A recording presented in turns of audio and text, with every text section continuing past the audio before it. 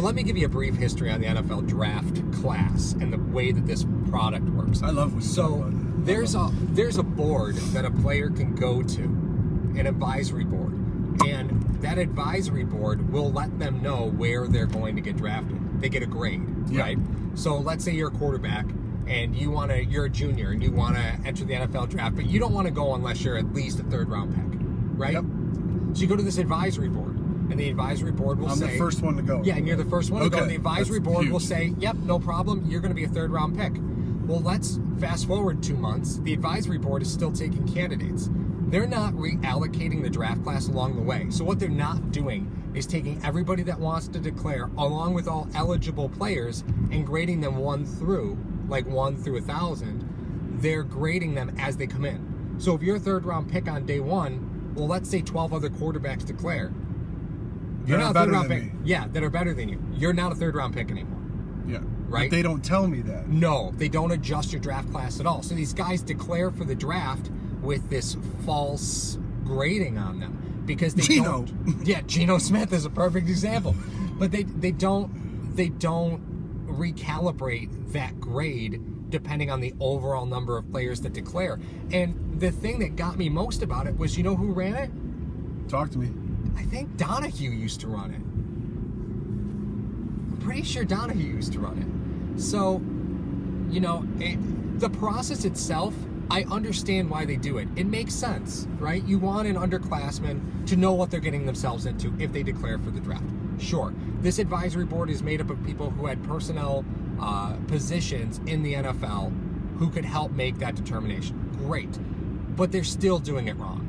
They should be taking all applicants, laying out the draft class top to bottom, and then determining what grade these guys get instead of taking it one application at a time. Or readjust it. That's the problem. They don't readjust it and say, hey, circumstances have changed.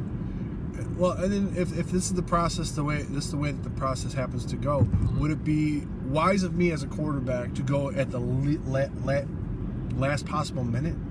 Yes. Okay. Yeah. And when is that? Do you know what that is? I don't know what the date is, but it's obviously before they have to announce whether they're going to declare for the draft. That's or not. in January, mid-January, or something like that. I think. So this process goes on through the end of the college season into draft season. That's brutal. So, yeah, it's a ridiculous. It's again good in theory, bad in practice, right? Yes. Because unfortunately, they give these guys grades, but they don't factor in like the number. Let's say again, you're a quarterback. 12 other quarterbacks go to the advisory board before you, and then they say, okay, well, we're going to recalibrate your draft class. Let's say they did recalibrate at the end. They say, okay, we know we told you were a third-round pick before, but now you're a sixth-round pick. Well, let's say half of those quarterbacks that were ahead of you don't declare. Doesn't that change your draft stock again? Yeah. It does. And they don't do that, though. No, they don't. They don't do any of that. They first come, first serve. They tell you what grade you are, not considering anybody else who might also apply. It's just a ridiculous system. And then you see guys declare like, you see players declare and you look and you go, why the hell are they declaring?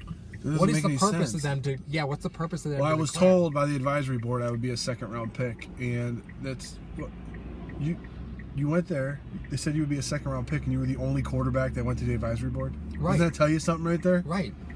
So you're not the only quarterback in the draft, sir. That's what I mean. So the way that this stuff happens is it's not the best system in the world. The guys that get ranked that don't go?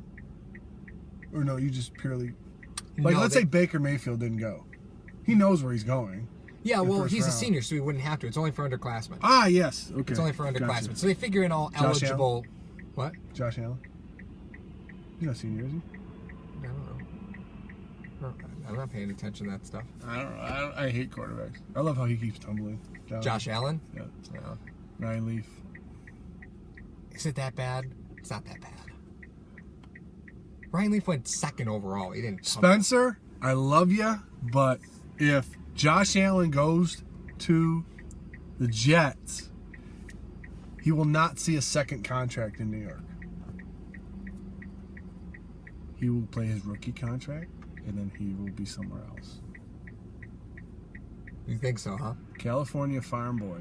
Grew up on a 300-acre ranch and then went to Laramie. You're gonna send that guy to the Jets? You outside of your gourd?